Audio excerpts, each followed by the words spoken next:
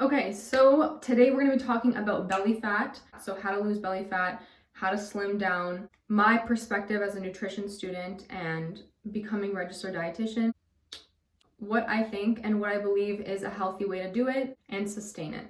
A lot of people ask me fat burning questions, and there's a lot of things going around about losing fat in like 2 days, 1 day, all that kind of stuff, and like slimming down in like 2 seconds. So a lot of times I find that people are trying to lose weight for the wrong reasons.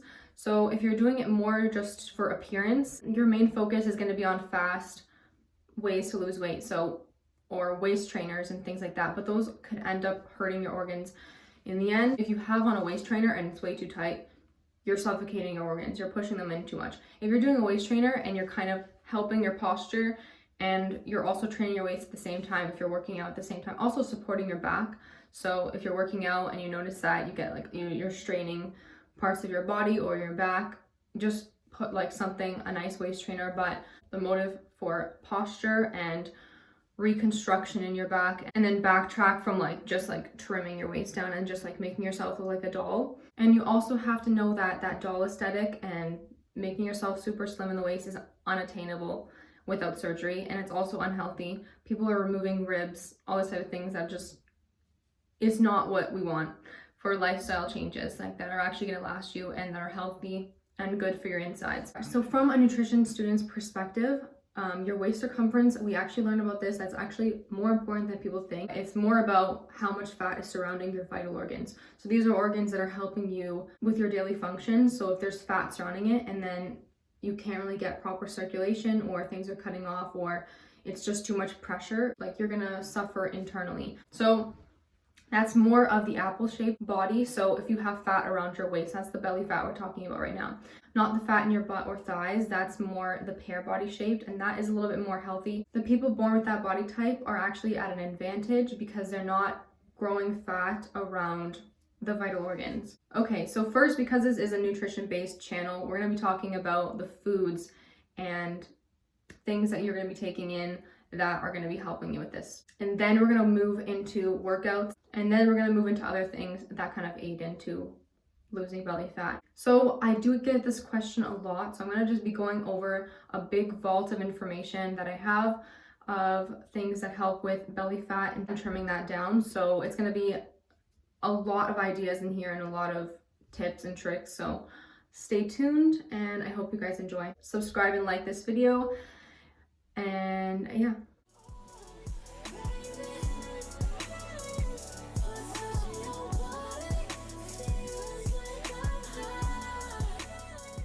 So for nutrition, we're going to start with green tea and matcha. So green tea and matcha have this really great antioxidant called EGCG. It has a longer name, but we're not going to talk about it. We're just not going to spell it out. It's just too crazy. So this ingredient works as a fat blocker. So it helps boost metabolism and stop fat cells from developing. So stops the growth of fat cells. So this is overall a really, really good antioxidant to have in your body if you're trying to lose the belly fat. This is great on an empty stomach right in the morning. Also has some nice caffeine. So if you were to replace your coffee, you can just do like a nice green tea or matcha instead of coffee. Also, this chemical is also found in black tea and oolong tea. I'm not sure the amounts in each, but I know that there is the compound is still found in black tea and oolong tea. So try that, see how it works for you, and you can kind of gauge with how much green tea you should want to be drinking in a week. So no more than like 2 glasses a day. Also watch out with your vitamins. So if you're taking iron supplements, green tea and black tea, they do have a chemical compound called tannins, which inhibit iron absorption. So just make sure that you're taking this on an empty stomach and away from any supplements, just to make sure you're pretty much just not interfering with any other supplements. So the next one is cayenne pepper. So cayenne pepper has another chemical compound that helps with weight loss called capsaicin. Capsaicin. I'm pretty sure. I'll just write it out here just so it's nice and you guys can know how the hell it's spelled. I'm not doing too good with the chemical compound names right now, but that's okay. So this one again speeds metabolism, and it also helps curb appetite. So it's not like you don't want to be eating all day long. That's not the point. But if you are trying to lose weight, you do need to be in a little bit of a caloric deficit. So this does help. Instead of having like huge cravings all day long and you just want to like just keep eating, this helps to curb your appetite. So to achieve this caloric deficit, you want to have more filling foods so that your cravings kind of go away. So if you're craving like a bunch of donuts, have more filling foods, so like protein filled foods, healthy fats, and whole grains instead of white bread or refined grains. These transitions help fill you up and then curb your appetite. So like you're not going to be craving like a huge dessert after your meal if you just had like a nice filling meal. Like usually after my meal I have like dark chocolate because I just crave dark chocolate after I have a dinner or a lunch, and then I'm good to go because you're having like more of a filling meal instead of just like refined foods and processed foods that end up having you crave more of it. So it's going to be a continuous cycle and you're just going to keep craving those same foods and then eat them and then crave the same foods again.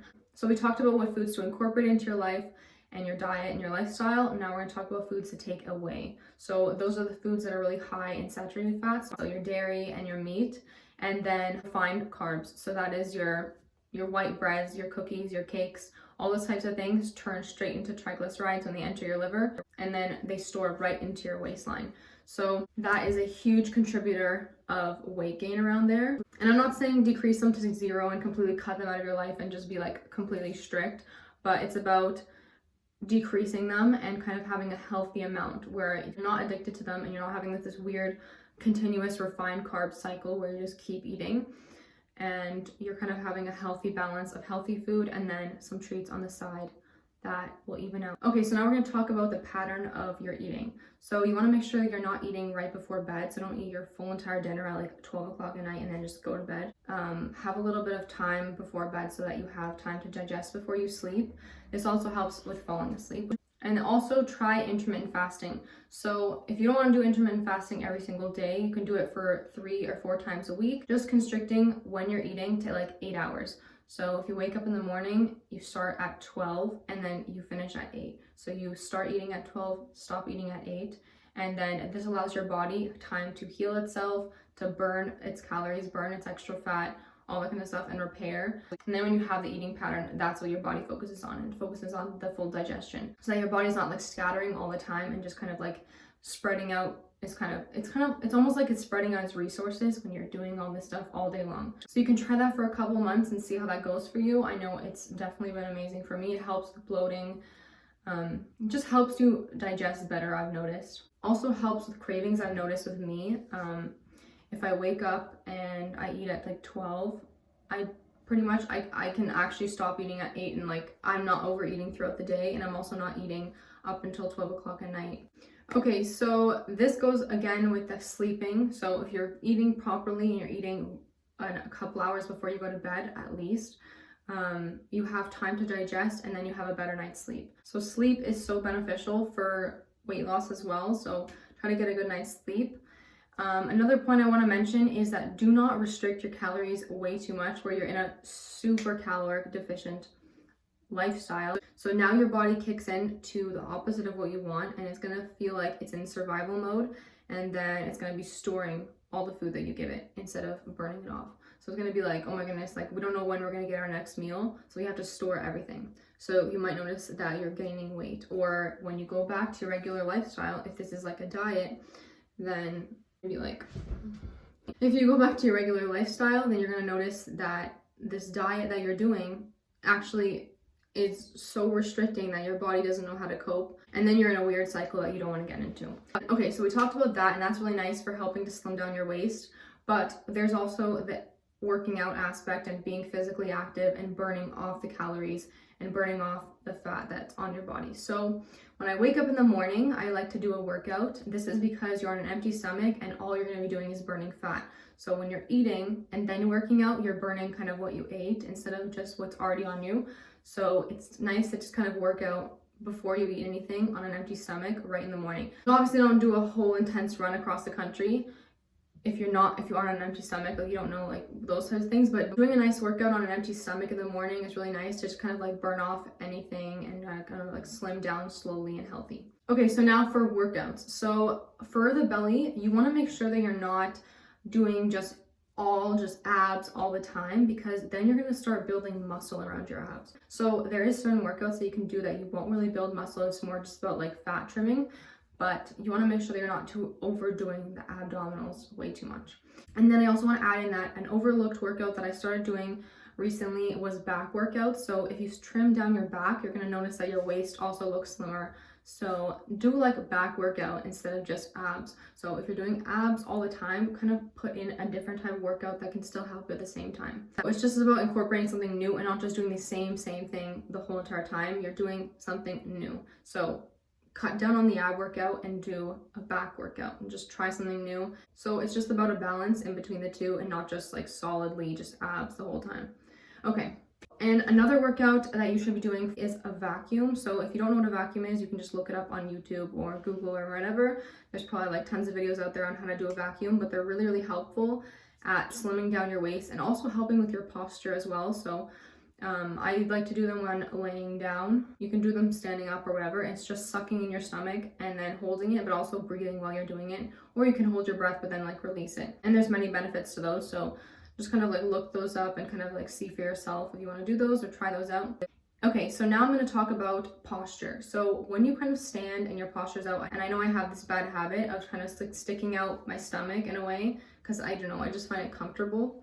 And if I'm not paying attention, it just like sticks out, and then my back ends up hurting like later on. So you want to tuck your pelvis in and kind of just straighten your back. So a nice way to kind of like learn this is lay down and then try to touch your lower back to the floor. So if you're doing that, you're tucking your pelvis in, you're kind of like doing that. So it's not like you want to like hunch back, but it's just like your shoulders are still straight and then you're just tucking in your pelvis. And I know you can't see in this video, but it is really, really good to improve your posture because that will help with everything else on your body and kind of make you look more confident and engage your body in a way. So like you're more present instead of just kind of like slouching and you just feel tired and you're just like less confident. So like if your body's up and your head's up and your pelvis is tucked in and your posture's proper, then you're gonna feel a lot better, honestly.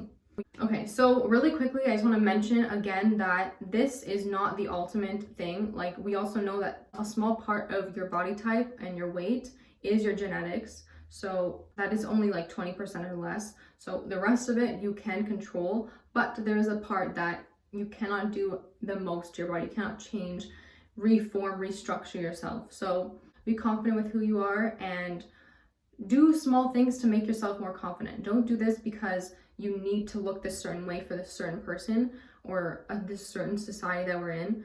Do this so that you can gain more confidence and feel healthier and kind of at the same time achieve that look that you want. Okay, so that's the end of the video, guys. Thank you guys for watching. I hope you guys learned a nice healthy way of achieving what you want in a healthy and sustainable way. And comment any video suggestions that you have for the future, and like and subscribe. And thank you guys for watching.